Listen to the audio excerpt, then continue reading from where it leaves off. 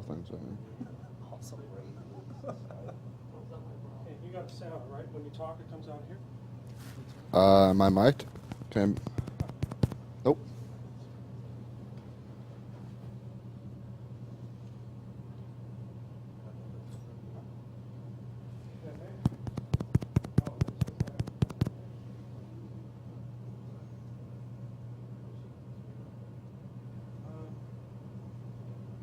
We can start, and I'll try to deal with the mic in a second. Let me just make sure. Yeah, we got sound back here, so. Okay. Is this In one the essence, hot? this is the time. Let's get started. Is this one hot too? Does it matter? Yeah, I have to get the guy that handles that, but we're good to go, so. Okay, great. Okay, so let's go ahead and get started. So I'm going to introduce Ryan Perma. I was actually lucky enough to work with Ryan years and years ago. We were both in sunny California, and now he's over in Oregon where it's not quite as sunny, and I'm stuck here in the cold hell called Cambridge. Anyway, Ryan has a pretty amazing talk about vulnerability from both sides of the fence. So when we worked at EI, we like to kick a lot of shins like at Microsoft, and now he is the product manager for McAfee. So please welcome Ryan Perma. Good morning. Everybody here okay? Excellent. Well, again, my name's Ryan Perma. I'm the manager of product security over at McAfee. I've only been there for a relatively short time, but it's been a real learning experience. As Oliver said, I came from a research background. We spent many years at EI Digital Security, which is a computer security research organization, and also a computer security products organization. I did both research and development there, a lot of reverse engineering, and dealing with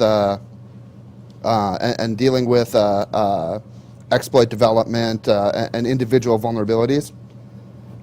It gives me a kind of a different background of understanding how it is to be a researcher. And then now at McAfee, we have 29 products with several million lines of code, up to above 12 million lines of code, effectively that we have to protect. So I'm seeing it from both sides, from a researcher side and from a product vendor side. This talk is going to be a little bit focused towards software vendors. Out of curiosity, does anybody here work for a software vendor? Excellent. The reality that we're seeing out there is that a lot of people don't have well-defined application security initiatives, and they don't have well-defined policies for dealing with researchers.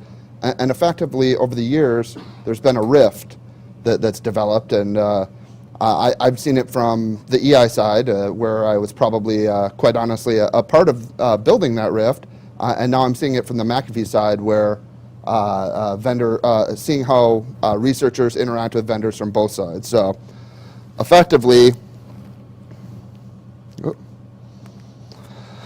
we have to start with the prerequisite scary graph. Vulnerabilities are growing. Every year, we have more and more of them coming out. Realistically speaking, these are just numbers. This includes things like cross-site scripting.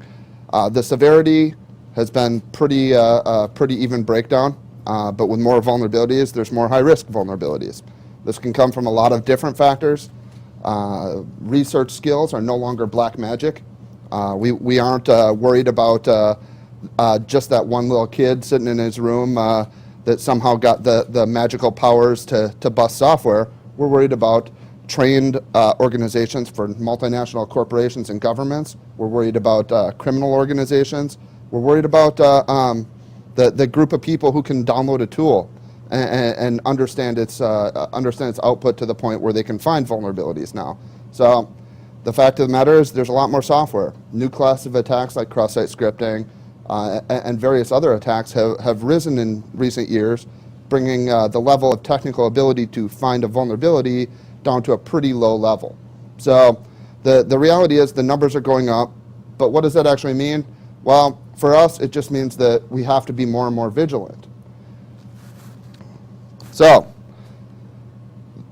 in this talk, I'm making the rough assumption that there are two players. We have the researchers that span from the very white hat good guys down to the very black hat bad guys. And then we have the vendors. Now, obviously, we're talking in generalizations here. Not every situation is going to fit either side. On the researcher side, though, there are some common motivations. And from my past, I can say both the first two there, demonstrating technical excellence and the search for fame, are very potent drivers for the research community. There was one point where I had my picture on 1,500 newspapers because the AP picked up a vulnerability that we found in UP&P. So effectively, the search for fame is very, very important to the research community. Realistically speaking, now fame could be more centralized within your peer group rather than mass media fame, but realistically, that's still a driver. There are still, in the whitest of the white hats, a search for the common good. People who care about the health of the internet and are doing research to drive infrastructure improvement and make the internet a generally safer place. On the other side, there are people who are literally responsible for this. Groups like MITRE and many of the groups that are funded by grants to do research into infrastructure projects. It's quite literally their responsibility to look at how the internet can be abused. Many times colleges get involved with this. In recent years, it's become a lot more common to have money being a driving factor for researchers to go. There's a rise of open and closed markets, both public and private, for selling vulnerability information, both zero-day and then also the exploit information generated for already known vulnerabilities. Finally, since we're talking about the whole scope here, there are very bad things that happen. There are people who are very talented, but somewhat skewed ethically, where that's pretty much the reason that everybody here is part of the computer security world, is because there are bad guys out there. So, let's talk a little bit about vendors. Basically, vendors is a very generic term. It could be a commercial software vendor like a McAfee or a Microsoft, and it could go down to any organization that builds software, really. Effectively, there are two different feelings in this camp and sort of a continuum of between them. You have the sort of neophyte vendor who breaks in or gets exposed to the security industry, where they just hate researchers. They wish all this stuff would just go away and they don't have to worry about them. And these motivations are justification for wishing that researchers would all go to jail. So, good for your customers? Yeah, well, if researchers were in jail, they wouldn't be finding bugs. Responsibility? Well, they feel that it's the researcher's responsibility, not theirs. PR and brand, if the researchers didn't find it, we wouldn't have to worry about the media. We wouldn't have to worry about the damage to our goodwill. Effectively, there is a more mature stance that many vendors are beginning to take, where they understand the value of researchers. And they understand that there are positives as well as negatives, and that you can actually differentiate yourself in the world where software has bugs. People are beginning to understand it. Microsoft has them, Oracle, SAP, McAfee, Symantec. Everybody who develops software has bugs. Now, a sign of maturity is how you deal with that. So by demonstrating technical excellence in this sense, we just have to show that we're better than our competition. We can be a differentiator. We can actually come out and be honest and say, there are bugs. We've had them. What we have is a coherent plan to actually make them better. So money comes down to that by winning customers from having competent bug handling, and by having your customers have absolutely terrible, or your competitors have absolutely terrible bug handling. You can actually find yourself in a differentiator situation. Finally, right now it's sort of a gray legal area, but legality and regulation is quickly becoming a very important part of why a vendor needs to actually be very conscious of the application security space.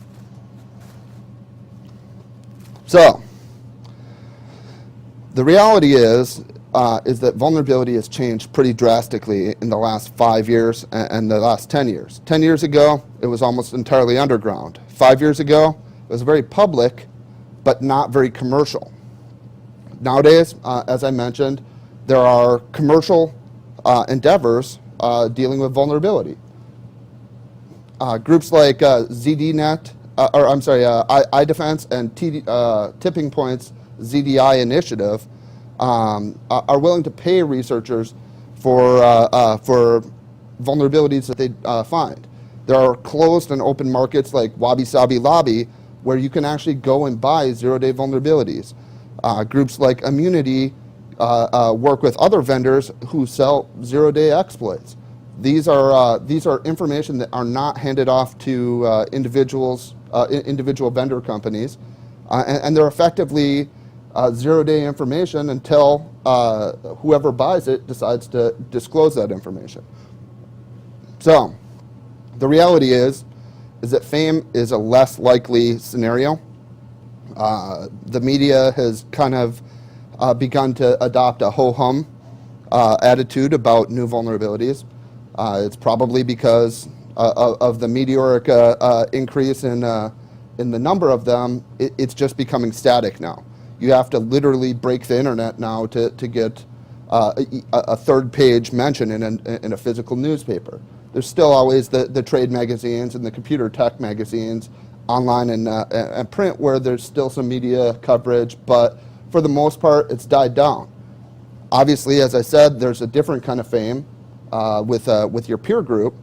So publishing to Bugtrack or Full Disclosure can still give you a certain amount of coverage within your peer group, and you can begin to build a name for yourself, a reputation.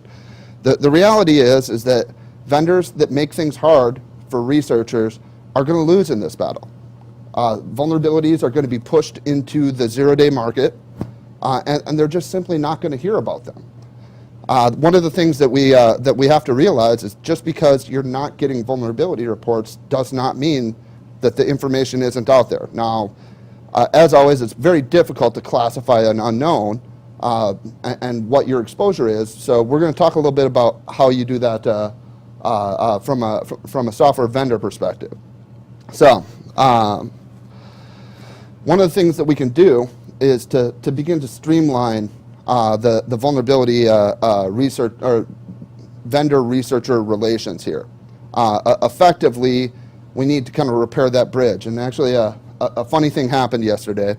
I had been planning this talk about how researchers aren't so bad and software vendors should be very nice to them. Yesterday at about 11 a.m., somebody decided to drop a 0-day on Full Disclosure for a product that I own. So I've been dealing literally for the past 24 hours live with the 0-day issue, dealing with all aspects of our software development organization.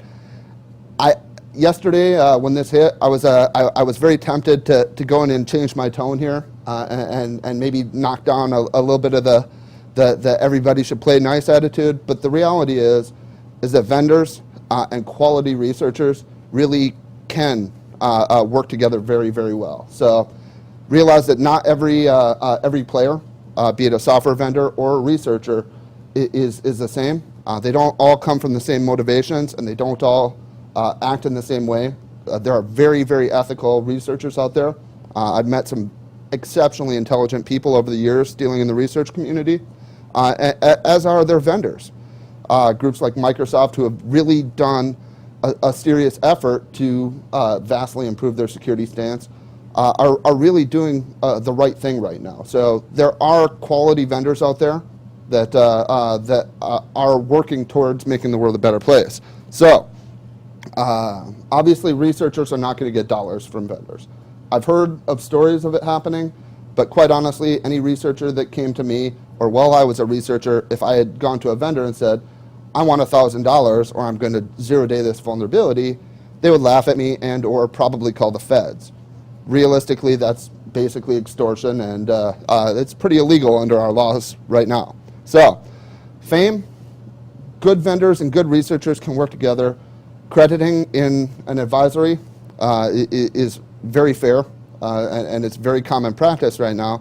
Some will even go as far as saying that researcher XYZ worked with us very well, in their PR and media reports, although a lot of times PR and media tends to kind of push away from the problem rather than acknowledge it and say what you're doing to make things better. So the other thing is you can reward good researchers if they want by hiring them. Many large companies utilize researchers, and sort of what we're talking about, the crux of this talk, is a focus towards how to use researcher technologies, how to use researcher techniques, how to build your organization to think like a researcher. Why not just hire some? Quite honestly, it's a quick way to jumpstart an initiative like this. Obviously, look for quality and look for ethics. Much like any hiring practice, there are smart people that range from very ethical to very unethical. So, in the end, however, both sides should strive to avoid antagonism. This does not have to be a confrontational relationship. Realistically speaking, a quality researcher who's telling you about a bug beforehand and willing to work with you to get a patch out there is doing you a strong service as a vendor. And vendors should understand that and be very willing to work with researchers. On the contrary side, researchers should be willing to step up and actually work with vendors to deal with getting a patch done. So, teaching vendors to think like researchers. Realistically speaking, there's a strong aversion in the vendor space right now of treating security as if it were an important part of your software development process. Right now, most security most software companies, if they have a security policy at all, it focuses around post-vulnerability release information. So, another requisite scary graph growing up. Effectively, this is a graph showing the standard how it's much easier to fix early in a cycle to the end of a cycle and much less expensive. This has been around since the 70s. It's used back and forth to show that bugs should be fixed at the design or requirements phase rather than in post-release. This is especially true in relation to security vulnerabilities. Right now, as of right now, literally, I'm scrambling to get patches in place because of this vulnerability that was released. I have done a dead stop on 4 different dev teams to make sure that this problem gets brought forward. The reality is had we fixed this prior to it going out, we wouldn't be in this situation right now. Using techniques that researchers typically use, we could have found this. McAfee is building an application security practice, and what we have here is just a couple of slides to describe on how, if you develop software, how you can actually begin to build an application security practice in your organization as well. So there's really a bad stuff that can happen. Oh, go ahead. Yeah, quick question. Using these numbers for traditional bugs, Yep. which are tend to be functional related, some folks argue that security bugs are a very, very different beast. They don't show up as a result of functional testing. Does this same metric of expense still generalize to security bugs? Quite honestly, the reality is in QA, a functional bug that gets to post-release will require a patch, but it may require a patch in the next cycle. Typically, you won't have a major breakdown, whereas in the case of a security bug at a high severity, it requires a drop everything and fix it right now attitude. These costs are very generic right now. They're built over years as rules of thumb and don't reflect immediate data. As far as I know, nobody is actually publishing literal costs of security vulnerabilities, although I have been on panels with people from Microsoft, and I've heard numbers as high as $1 million to $2 million per patch that has to be released. The reality is when you have to test on, say, 1,500 different QA scenarios before a patch goes live, that's going to be a costly endeavor. And to force yourself to do it in a drop-dead, this must be fixed scenario only amplifies the cost. So in fact, a 35x might be up by an order of magnitude. Right. It could be exceptionally low on that.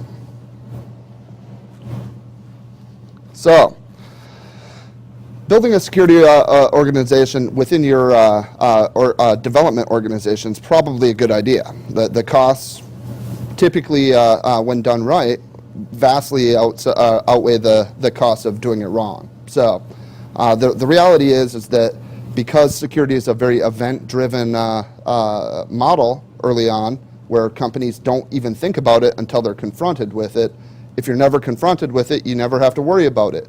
And so people get into a mindset where we never had to pay for security or worry about it before. Why should we have to do it now? We'll fix this bug and we'll be safe, right? The reality is, obviously, that's not how it happens.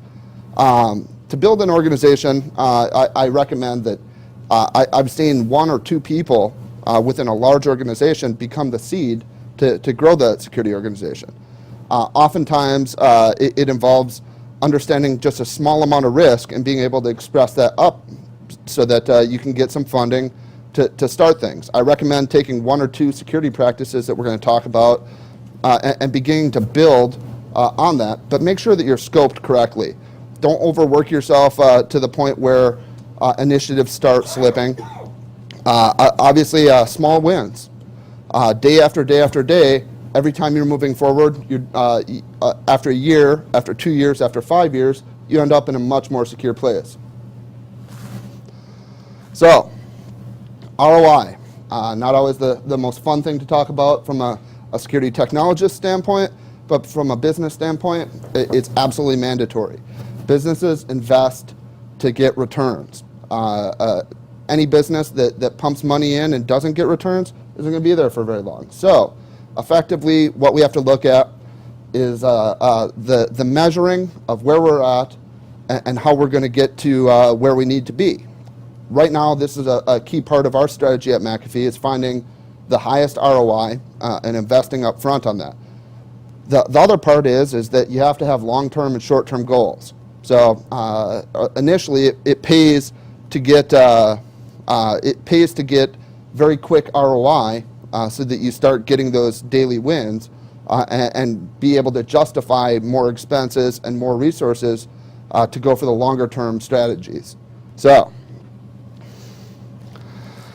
how we do that? Well, it's metrics. Realistically speaking, metrics are often overlooked. To do a good metric, you need it needs to be automated or very easily collected. It needs to be repeatable, so you can collect the same information time and again, and it needs to be able to effectively track that information over time. This is how we build report cards. This is how we know that we're getting better over time. Effectively, there are a bunch of metrics that we use, and this is just a small set of them. We use number and severity of externally found security bugs per quarter, per year. We use a number and severity of internally found security bugs. So my team, the Security Architecture Group at McAfee, does a lot of these security practices. We measure how effective we are at this, and we look to improve quarter after quarter. Bugs per 1,000 lines of code. This is a surprising metric because you can begin to get predictive with it. Fuzzing coverage percent. Once you define a plan for fuzzing, you can measure the percent of code that you're actually covering within your fuzzing. The same with automated tools, effectively static analysis tools or any other set like that. Input validation. If you count the number of inputs and measure the percent of them who have proper validation, you can actually begin to find weaknesses. Obviously, over time, you want that number to grow and grow and grow up to obviously 100%. So those are the percentages and the breakdowns.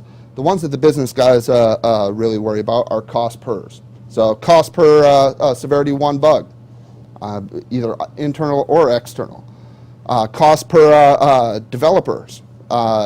Training a developer is not a cheap endeavor.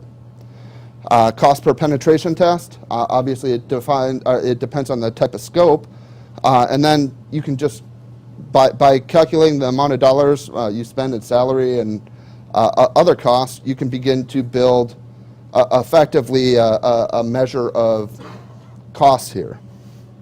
So let's talk a little bit about researchers. The way we have this structured here is I have kind of measured these from what we've seen in practice to work very well, researcher techniques, down to what works a little bit less well in terms of ROI.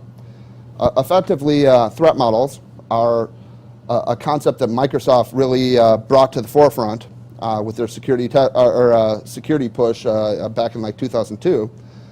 Effectively, a threat model is an architectural analysis paired with a threat enumeration.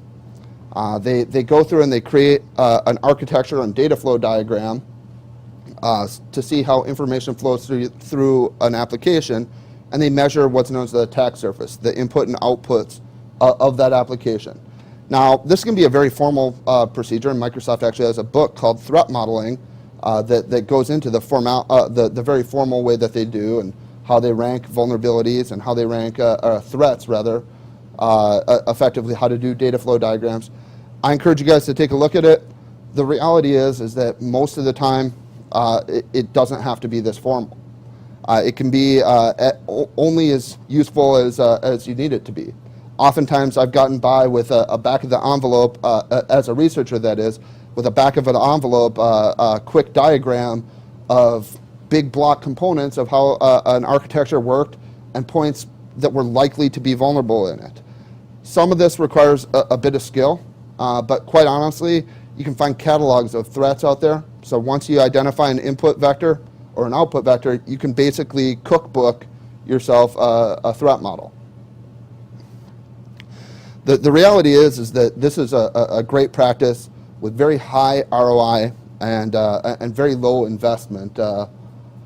Effectively, right after an ROI, right after a threat model, the people involved, the architects, the developers, the QA engineers, they start thinking about security. So the ROI on this is both you end up with an immediate sense of threats, and then secondarily, you end up with a group that is now ready to start thinking about security. I recommend doing threat models before any of the other security activities from a software vendor standpoint, because you prime the pump, and secondarily, this information is actually very useful if you're going on to do a penetration test, if you're going on to do a code audit or any other type of security analysis beyond this. This is all great information to have at your fingertips. Oh, one last thing. They do tend to focus on design issues rather than implementation issues, but once you've done a few of these, you can begin to see implementation issues through the design issues. You can find weak points in the architecture, say, oh, hey, Jim just wrote that HTTP server. And you can be like, okay, I'm fuzzing that one. That one's done for. You can begin to see realistically implementation issues or likely places for them from the design and architecture side. It also works very well to collect information about what's not there. So realistically speaking, if you have a communication link that's holding sensitive information, you can very quickly see that you should have crypto there, or that, oh my gosh, you're keeping your key in an insecure place. So it covers good information from a design standpoint as well. So fuzzing, this is probably number 2, and this is actually a technique that researchers use to find huge numbers of bugs. Early on, I was very skeptical of fuzzing. It seemed like doing a lot of work to get very little results. I have since changed my mind. The reality is it's large-scale fault injection, so it's the proverbial throwing spaghetti against a wall and seeing what sticks. You know, realistically speaking, it works great for covering formatted data files, so Word documents, Excel documents, zip files, et cetera, et cetera, et cetera. Works great for network endpoints. Protocols are effectively structured data as well. Any place where you have structured data, you can fuzz, and you will probably break it. It's exceptionally good at breaking parsers. Realistically speaking, that could be web input, it could be literally anything. Effectively, the upside here is that fuzzing, once you invest a small amount to get your fuzzer set up and doing the right thing, effectively what you're doing is you can put this running at a very small cost for computing resources and a very high return. You can go to sleep, you can go take a nap, you can redirect your resources elsewhere and you still find bugs. Come back 2 days, 5 days later, and you get a nice list of bugs that otherwise you would have had to be involved with. The reality is that this is a fire and forget bug finding solution. Investing in understanding how to write fuzzers using common frameworks or building your own fuzzer is one of the highest value things that any organization can do. The reality is that if you're fuzzing before the researchers, you're going to find the bugs before the researchers. So do this prior to release, obviously, as a part of your QA test plan, and you will knock out all the low-hanging fruit. Obviously, it requires, again, some skill in writing fuzzers, but that skill is very easily won and pays for itself time and time again after you start finding these bugs. So, pen testing. A lot of groups will do application pen testing, especially with web-based applications. Effectively, what they do is they try to break the app. This is actually one that can be good for outsourcing. If you plan to have like an initial baseline, have an external set of eyes looking at your audit is not a bad way to do it. The ROI on this does depend on, one, the amount of skills that you have in-house, two, the amount of dollars that you want to spend on tools to get this done, whether it be a vulnerability analysis tool like a Nessus or a FoundScan, or something like a proxy technology.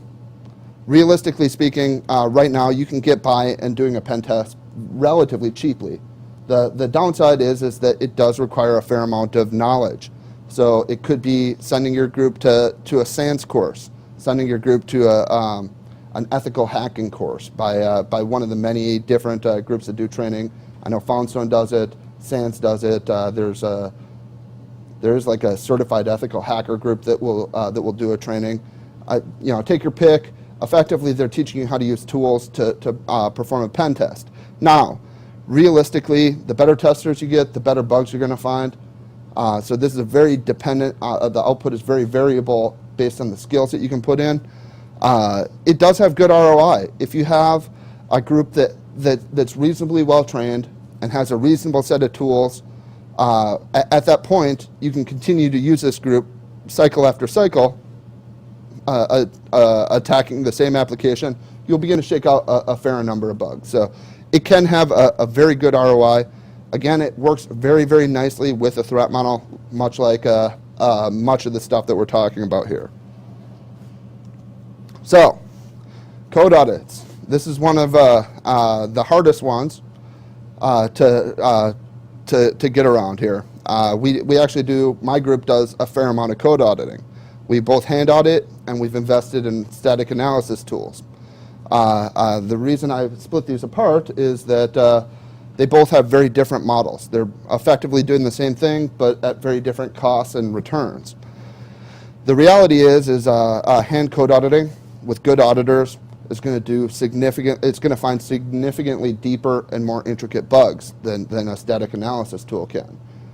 The reality also is that even the best auditors are covering something in the realm of 100,000 lines of code a week. At that rate, it's near impossible to cover effectively an exceptionally large code base at any reasonable rate. Good auditors are very expensive. They cost an arm and a leg to keep on staff, and that kind of brings down to a not such a great ROI. The reality is that static code analysis, there are both free tools and paid tools. The free tools are pretty atrocious. The paid tools are better, but they're not 100% now. What you buy with a paid tool is a base level of code security. You can, with that investment, you're getting consistent coverage. You're getting as much, if not all of your code base covered, and you're knocking out the low-hanging fruit. Quite honestly, I can't tell you the number of times that we go through and code audit and we end up writing page after page after page of reports of exceptionally low-hanging fruit issues. Simple string copies, stuff like that. Realistically speaking, you don't want a very expensive code auditor to be finding simple buffer overflows. It's ridiculous. They need to be looking for the deeper issues where they're finding 10 issues per product that nobody else would have found, except for perhaps some crazy Russian or Romanian hacker. So, again, in both cases, it's very dependent on the quality of either the tester or the auditor that you have, or the tool that you purchased or downloaded. So, do a little bit of due diligence. Test your people before you hire them, or vet your tools before you decide on a purchase. So, talk a little bit about reverse engineering. This one is a great one for research, not such a great one for vendors. I came from a reverse engineering background. Much like code auditing, it can find some of the deepest, scariest bugs. Even beyond code auditing, we can find bugs that your compiler introduced that weren't inherent in your code. When you're doing a reverse engineering on binary object code, you're dealing with as close to the truth as possible. You're dealing with the exact code that the computer is going to actually run. You're not confused by maybe clunky language syntax. You're dealing with effectively exactly what the computer is going to see and run. So whether it's a string copy or a mem copy or whatever, it doesn't matter, because I can see you copying something into a static buffer. I don't care what code construct actually built that, but I can see that that's a vulnerability. The reality is that this is a slow process. I know several reverse engineers who are very good at their job, and they can read binary dumps nearly as fast as most people can read source code. Perhaps not 100,000 lines a week of source code fast, but amazingly fast. The reality is that these people are very rare. There's a very isolated skill, and it's very expensive to keep on staff. From a software vendor perspective, the only place that this actually has any applicability, outside of maybe looking at your competitor stuff, is that effectively you're looking at third-party libraries. Now, I come from McAfee. We're an antivirus researcher. We have these people for dealing with malware. Realistically speaking, I wouldn't have these people dealing with product security. They're very good for malware and understanding those threats. We have source code. Finding people who can audit source code is about 100 times easier than finding people who can do quality reverse engineering.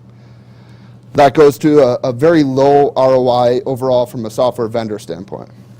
So, we'll talk a little bit about, from an application security initiative, one of the best things that you can do overall is make sure that your developers and your QA are trained. So this comes down to secure coding training for your developers, security test plan and penetration testing, fuzzing training for your QA engineers.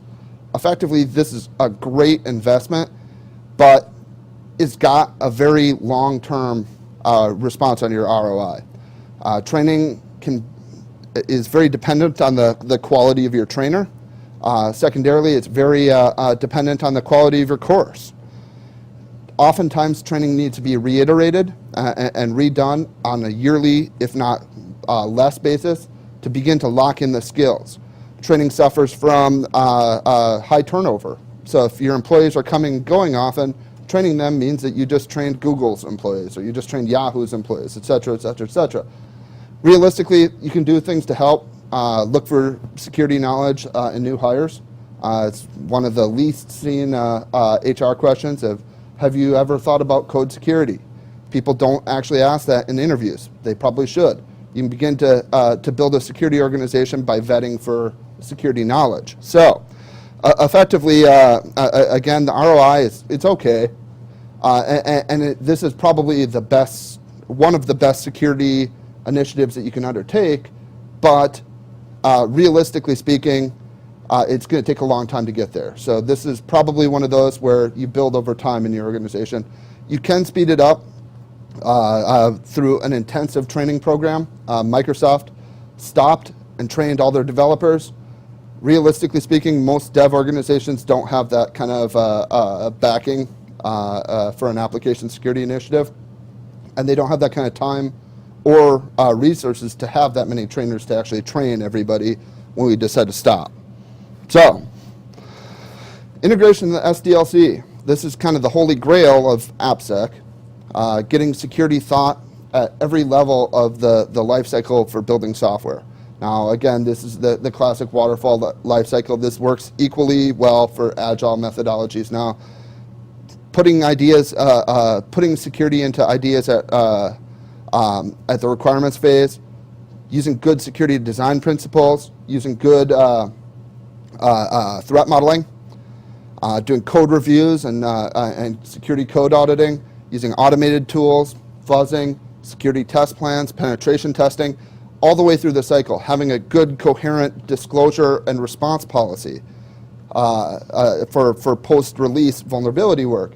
All this makes security a part of the software development lifecycle. So the ROI depends on how you're implementing this. The reality is that this is where every AppSec initiative should be down the line. It's a long-term goal. It takes a bit to get there, but it's highly effective.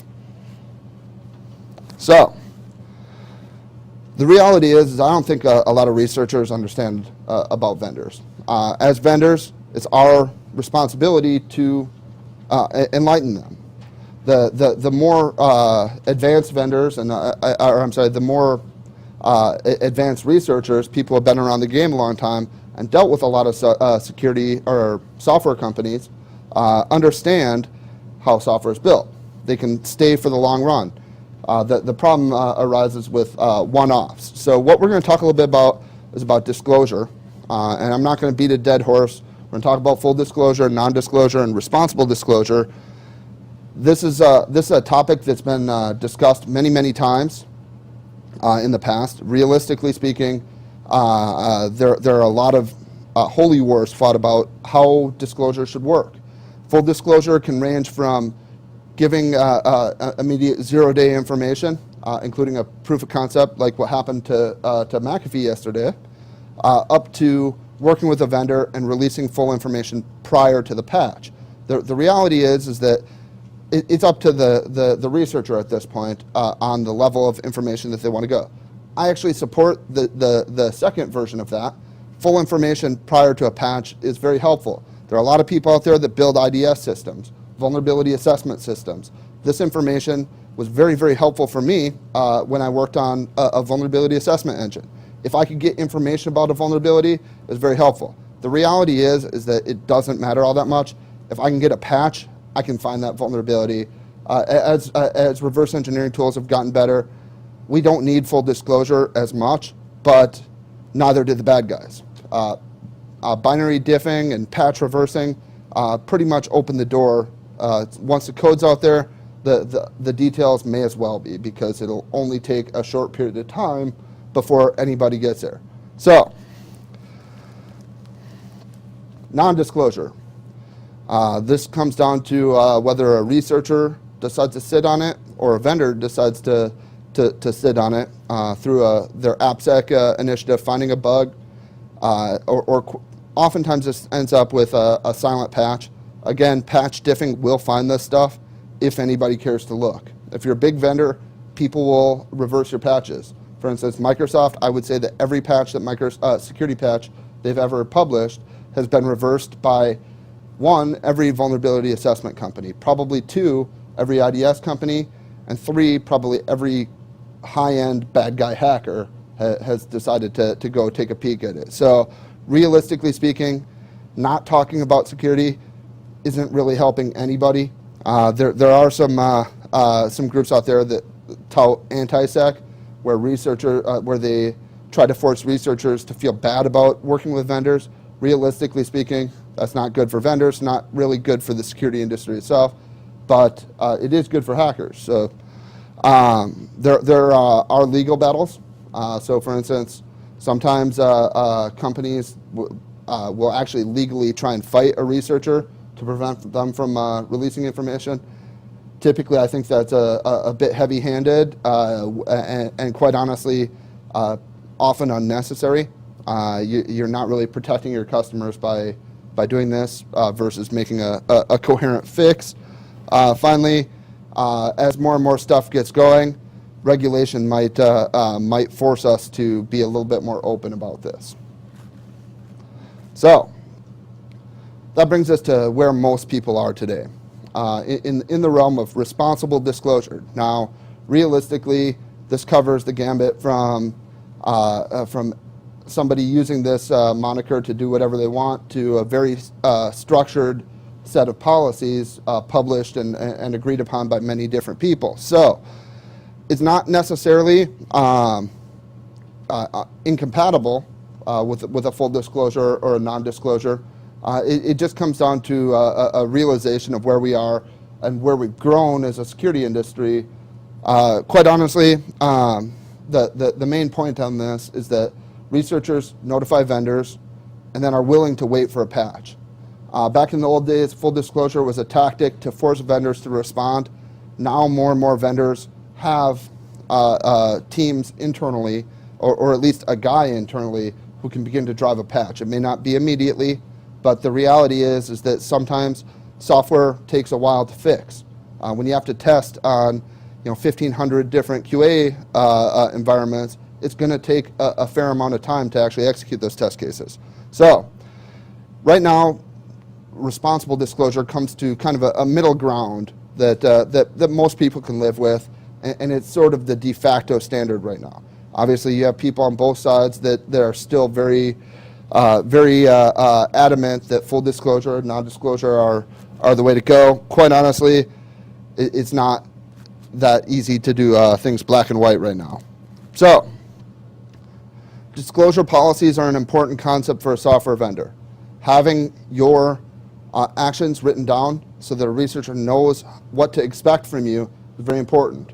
I have a couple examples here. One is the Organization for Internet Safety. It's the one that we use at McAfee.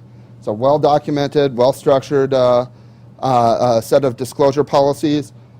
Many companies use it. I believe this is the one that Microsoft uses, Symantec. It's a coalition of big software companies. Now, obviously, and I came from the researcher community, we had concerns that it had a vendor bias. And in some ways it does. Realistically speaking, it does require a researcher to wait under most circumstances for a patch to arrive. Now, I will be the very first to say that in my younger days, I used to think that was ridiculous. Over the years working at EI, I realized that putting customers at danger, putting individuals and their life savings and all this stuff at danger is a harder ethical battle to fight than it was when I was a young guy raging against the machine. The reality is that working with vendors is probably the most ethical thing that you can do in this situation. And the OIS has a good set of guidelines. Now, RF policy, probably one of the very first public disclosure agreements, had a very full disclosure bias. This is an early stage one. It was notable because somebody actually wrote down a disclosure policy. It began to infiltrate into both researchers and development organizations as a way to do business. Realistically, it's got very loose rules, and a lot of processes are not well defined. That brought up two others. One published as an IETF, Internet Engineering Task Force draft, back in 2002. It is just a draft, but it's a public document that you can take a look at. That was written by Steve Christie and Chris Weiss-Opel back when Chris was at Stake and Steve was at MITRE.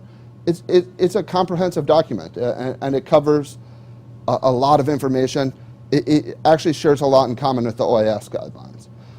Then finally, in about 2003, in a recommendation to the president, NIAC and the Department of Homeland Security published a set of papers that described a vulnerability response process that, again, shared a lot with the OIS and fell into the responsible disclosure policy. So realistically speaking, you can find as many disclosure policies as there are companies and research organizations that bother to write them down. As a vendor, I encourage you to find one that fits with your ethics and stick with it. Realistically, by following a published vulnerability process, you can actually make life easier for yourself and for researchers that are dealing with you. So, let's talk a little bit about the reality of vulnerability disclosure. When a researcher comes to you and says, hey, I found a vulnerability in your software, what happens within your organization? Well, first of all, it does help to already have that security issue in place. So had we not had an internal policy on how to deal with a zero-day vulnerability, it would have been chickens with their heads cut off running around yesterday. The reality is that having this stuff in place helps us to be able to respond, both in unknowns and known situations. So when a researcher comes and wants to work with us, we have a plan. When a researcher chooses to not work with us, we also have a plan. So it makes it, you have to make it easy for researchers to work with you. Right now, from a security vendor standpoint, we have to build that bridge. We have to do the right thing. I can't name the number of vendors, and at McAfee we have a fair number of researchers that are researching malware. Periodically we find vulnerabilities in products. I can't tell you the number of people that I've had trouble finding security contacts at. I always thought security at a domain name was a standard, and I've learned, unfortunately, that there is no standard in that. So I do recommend that you do security at your company for any kind of security issues. Do use PGP or GPG. This is probably the most sensitive information that can travel around your company. It has an unspecified amount of damage potential. Basically, have a /security.html that has your contact information, has your PGP or GPG key, and post a link or the full text of your disclosure policy. Put this in the About Us link on your website. Make it public so that people can actually find it. It helps for researchers not having to go chase around to find you. So one company, PayPal, actually did just that. They published all their stuff, including their own custom disclosure policy saying, if you're working with us, we won't sue you. It was a very intriguing concept where they encouraged vulnerability research without pushing them to the sides and making them feel threatened or scared. So a threatened or scared researcher is one that's going to sell your stuff on the zero-day market. So it always helps to get that information directly to you as a security practitioner. So respond soon. You can't sit on this stuff for that long. Researchers are very impatient, and they won't sit and wait for you. The reality is that you should acknowledge it immediately and attempt to determine the risk and validate the vulnerability in very short order. Quite honestly, it shouldn't take more than a day or two unless it's a very serious security vulnerability. So,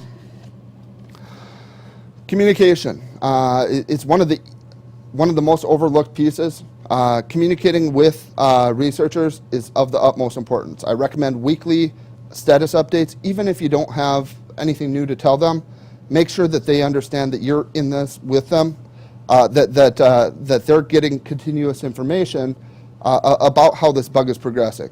One of the most common things that I saw as a researcher is that you'd submit a bug, they would acknowledge it, and then they would ignore you for days and days and days. You would have to go and ask the security vendor or the software vendor, how is this coming along? They may have patched and not even told you. You have to keep continual information from the vendor side feeding into the researcher side. Now, the contrary is also true.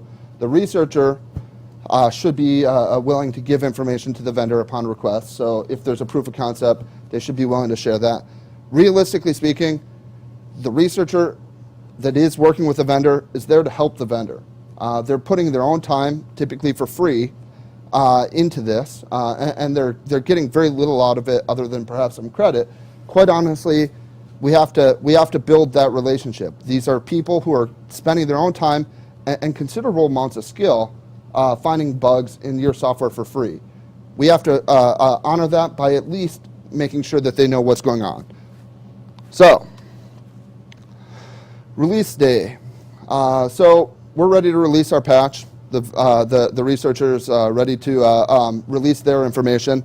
Effectively, how do we coordinate? Well, try hard not to slip, and be prepared for questions from media, from customers. So have a plan internally. I'm speeding this up. We're about ready to get booted. So one more slide, and then we're out of here. So, one thing that we can do is build some bridges. Companies like Microsoft with their Blue Hat conference, security conferences like this, Black Hat, CanSec, teach your people to understand researchers.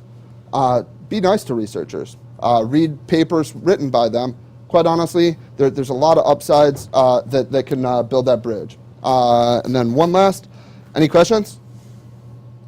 Cool. All right. I guess that ran a little bit long. Thanks, guys.